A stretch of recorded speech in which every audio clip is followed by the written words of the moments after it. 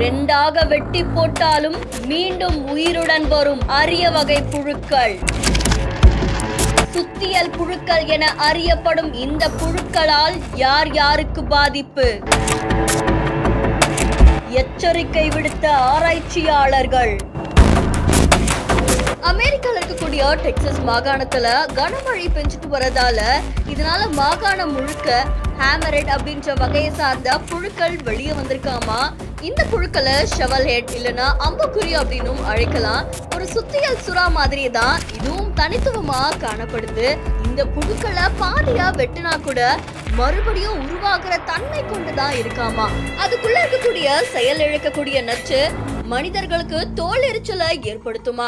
அதே மாதிரி அதோடைய விஷம் விலங்குகளுக்கு நோய் உருவாக அபாயத்தை ஏற்படுத்தும் அப்படின்னும் தெரிவிக்கப்பட்டிருக்கு. இந்த புழுக்கள் 15 அங்குல நீளம் வரைக்கும் வளருமா.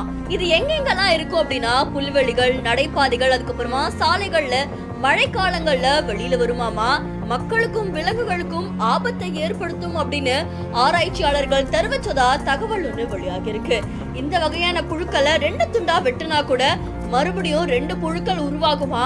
அதுக்கு பதிலா இதை அழிக்கணும் அப்படின்னா கையுறைகளை அணிஞ்சுக்கிட்டு அதுல உப்பு, வினிகர், அதுக்கப்புறமா சிட்ரஸ் எண்ணெயோட ஒரு பிளாஸ்டிக் பையில வச்சு ஒரு இரவு முழுக்க அதை அப்படியே வச்சா அது இறந்துடும் அப்படின்னு தெரிவிச்சிருக்காங்க. இந்த வகையான புழுக்கள் இறந்துட்டா கூட அதை தொடக்கூடாதாமா. தெரியாதனமா நம்ம தொட்டுட்டோம் அப்படின்னா அந்த பகுதியை சோப்போ இல்ல தண்ணீராலையும் கழுவணும் அப்படின்னு சொல்லியிருக்காங்க.